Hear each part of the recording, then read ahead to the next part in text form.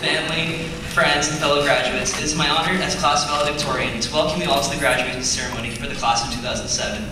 I would like to first thank you for electing me as your valedictorian. It has been an honor and a headache to try to put 4 of the best years of our lives into a 10-minute speech. I understand now why you elected someone who didn't even leave BCI to write this speech.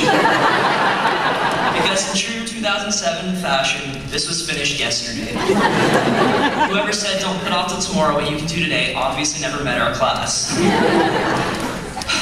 Sorry. I would like to start by saying that the past month has been the hardest time for me. Walking through the halls and not hearing the echo of Samara or Carnangel's voice, not seeing Craig or Skylar towering over the rest of the school, or not seeing all of your faces has made me realize that it wasn't these walls that made high school amazing, but it was the people inside. But hey, we're not here to mope around, we're here to celebrate, as only we know how to do. And our parents, I guess, too. Sorry for all the late nights, Mom and Dad. I guess the best place to start is the beginning, and the first day of grade 9. Not only were we entering a new school, but a new world altogether. In this new world, jogs were an acceptable fashion trend. Chicken burgers cost about $9 a piece. And 6-year-old boys and girls alike had a considerable amount of facial hair. We made it. We were in high school. And for the next 4 years, we were trapped in our own little world. We were no longer panthers, cougars, wildcats, or anything else in between. We were red rams.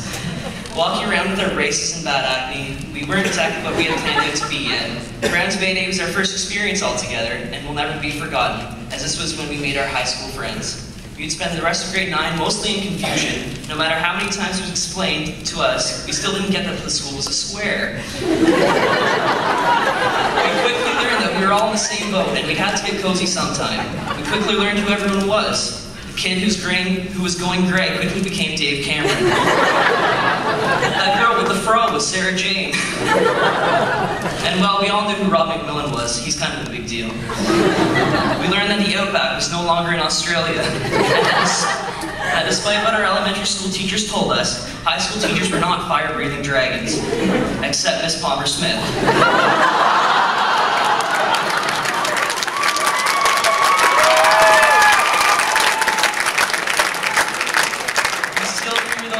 To this day. It was a great time of transition for all of us. We learned the power of hairbrushes and deodorant, and somewhere along the line we forgot again. But nonetheless, we were finally teenagers, and we thought we were all pretty cool. If anyone can tell me what happened in grade 10 and 11, can you please tell me? There are a few things, for some reason, we were allowed to leave Brockville. Many good memories were had in France, New York City, London, and Italy, among other places. We'd all found a club or sport we loved, and there was even a few people who actually enjoyed doing student council. Paul Blair started to slowly disappear. I hear he's spending all his time in tents or something, I don't know. I'm really sorry, that was inappropriate. Ask me for the story later if you want. We all started to become a little bit confident in who we were. Some of us a little too confident. One day, an innocent little girl named Kearney Kerr was upset about a dance she had attended and chose to air her questions in front of the whole audience, and there an entertainer was born. We had all started to spend a little more time out with the older grades and a little less time doing our careers homework, but realized later the only reason we did it is that so Madame Sagan didn't guilt us into submission. Somewhere in these years, our beloved Norm had a botched plastic surgery, and we've been terrified of him ever since. Suddenly, the OC became a big part of our lives, and BCI dances suddenly became taboo. We started to branch out and experiment with who we were. Bailey discovered hair dye, while Ken Williams and Greg Holloway had to discover rap music, and they were now gangsta.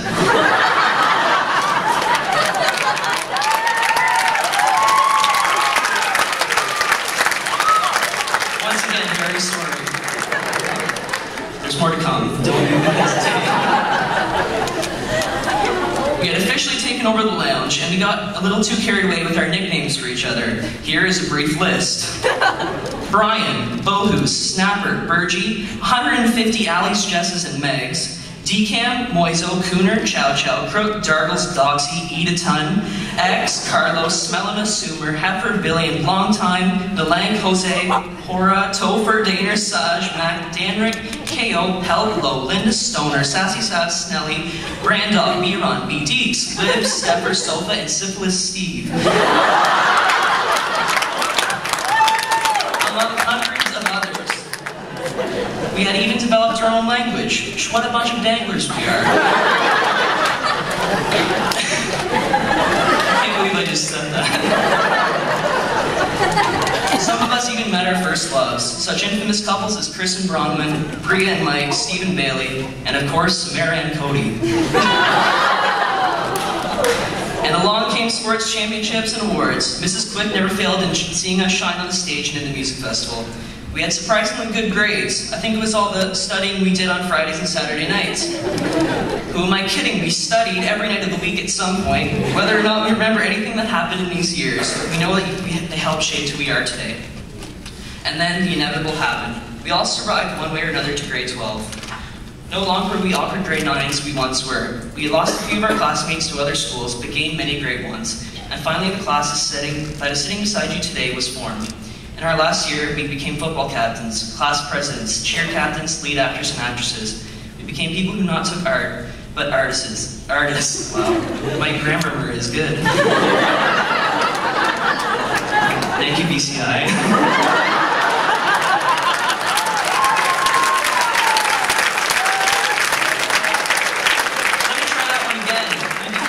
Who took art, but artists. Not people who took music, but musicians. It had taken 3 past years, but we were all a family. We'd seen it all. Breakups, breakdowns, lost loved ones, victories and failures. We all made it through with the help of the people on either side of you. It didn't come without hard work or tears, but we were in our graduating year. Our own little world was coming to a close. At first, we were all in a rush just to get the year over with. Grad club had started early, and despite teacher changes and grad theme changes, sorry again, I should really keep my mind on my own business, they managed to pull off an amazing grad dinner. And without our favorite American lads away up, we surely wouldn't have had as much fun at the grad party. The year continued on, and we soon had a choice to what we wanted to do after high school. When courses and schools were chosen, it soon started to settle in that our time together was coming to a close. So we made the most of our last year. There wasn't an assembly or pep rally where you didn't see yours truly up here with Joe and Carney doing something that made you guys look like priests and nuns. The adventures that were had are too crazy even for BCI standards, but will be some of our best memories of high school. Finally, we could all become the people we wanted to be. Soon enough, the summer came, and we started to say goodbye. I wish the end of August would never come, but sure enough it did. First all of the McGill crew, and soon all the Toronto students followed. It seems surreal at the time, but one by one all of our friends started off to follow their own dreams and lives. And then all 79 Western-bound students left. And I was really feeling what my life would soon be like. It's funny how I entered high school scared of not making any friends, but by grade 12 being afraid of losing all the amazing people I had met. And on September 4, 2007, I walked back into this school for the first time without all of you there. Sure, there are other victory lappers, but they will agree with me in saying that even though we never always spoke or got along, that safety and security of seeing your friends and classmates every day was gone. But quickly my sadness turned into pride. When I saw Steve Craig Penham's picture spread across the front of a London newspaper, I realized that despite everyone being spread out across the country, yes, to Megan and Caitlin way out in Nova Scotia, we would always have the memories of each other, and that high school wouldn't be the last time we would ever hear from each other. I know that one day you'll all achieve what you want in your lives. You'll make great doctors, teachers, lawyers, athletes, musicians, and writers. You'll be amazing leaders, motivators, and innovators. You will be, sorry to scare anyone, amazing mothers, fathers, husbands, and wives. You will, with what you've learned in the school and from your peers, do whatever you put your mind to. Now, I've been rambling on about what you will be, but I should be saying what you are. You are amazing people. My life would not be what it is today without you. You are amazing sons and daughters, and despite anything, your parents are the only people you know who will think about you absolutely every day of your life and think about how much they love you. If you haven't, thank your family for always being there for you. You are without a doubt the craziest people I've ever met, but I love you all. You are my best friends, and I don't know what my life would have been like without knowing you. The world is yours now. We've grown so much since we first entered this school, but we have come out of it stronger, smarter, and ready to take on whatever the world brings us. 13 odd years of school has led to this moment. Take one look back on your life and think about how you got here. All the people you've been in school with since kindergarten. All the moments that impacted your life. Be thankful. Be thankful that we live in a country where we can learn and speak freely. And be thankful for your health, something that we take very much for granted, and for living 18 years of your young lives. By no means is our world perfect, but it is up to us to make the world a better place. You all have so much to be proud of. Take in this moment. Sadly, it is probably our last altogether. If you need to say something, say it. If you need to do something, do it. There's no day but today. And on that note, in our final moment, I thought it would be appropriate. 1 second. To raise a glass.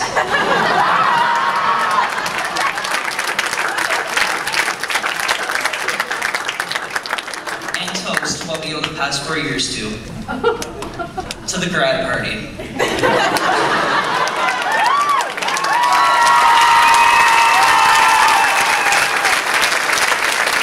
Once again, I'm so sorry. Please do not suspend.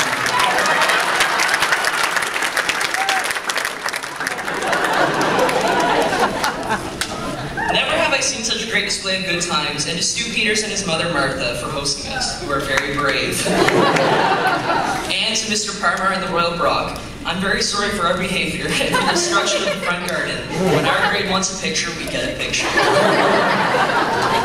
To Liza, for organizing the grad party. You may not be able to find work in our country, Liza, but you can always find work organizing illegal field parties.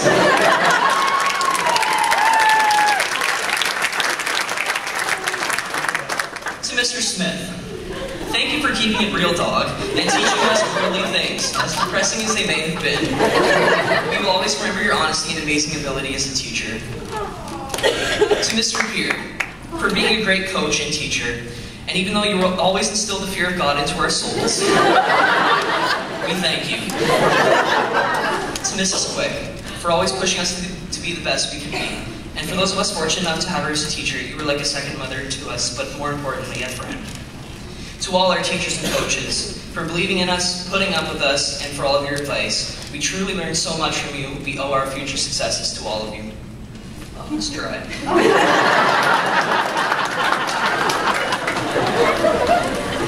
To Snack Pack.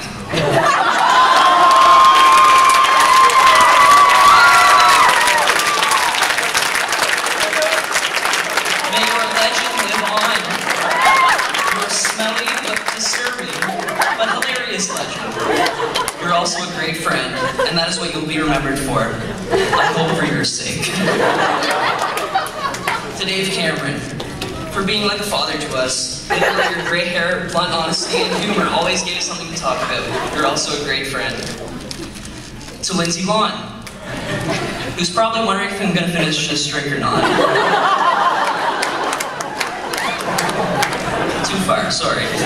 Just kidding, Linz. Our grade would not be what it is without you, and we'll all share fond memories of you.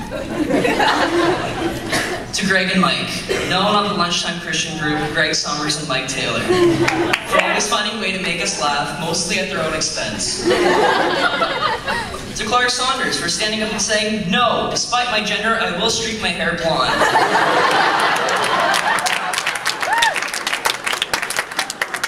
Clark isn't with us today, which is really unfortunate.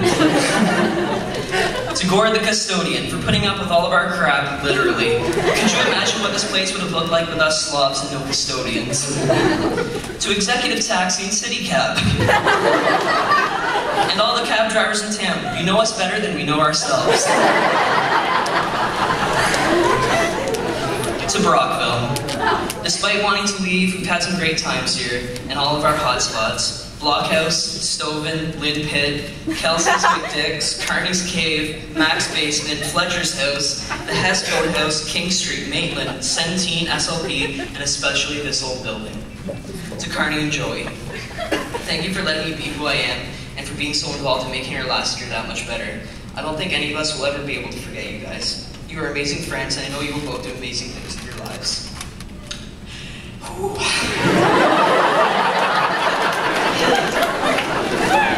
To Mr. Coombs.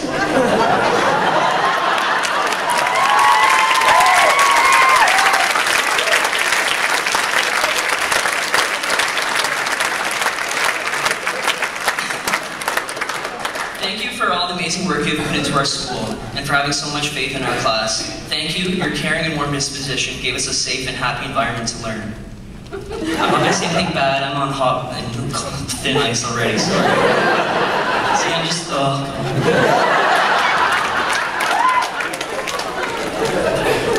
firm talking to on Tuesday. To Mr. Perry, after we cleared the purple pirate stench off of you, you turned out to be a great VP and school leader. You were always a great sport, and you sure know how to organize a schedule. To MSIP, pep rallies, dances, assemblies, wellness walks.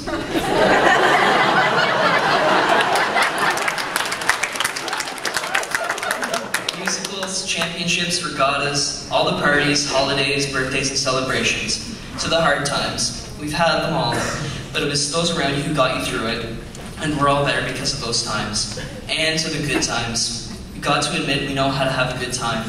And it's these times that we will hold close to us and cherish for the rest of our lives. And finally, to us, we did it, guys. We survived high school and being teenagers. We became the people we are today. We did it together. To all the great memories, hopefully many more to come. Best of luck to all of you. Be proud of who you are. Life is too short for regrets. This one's for you guys. Good night.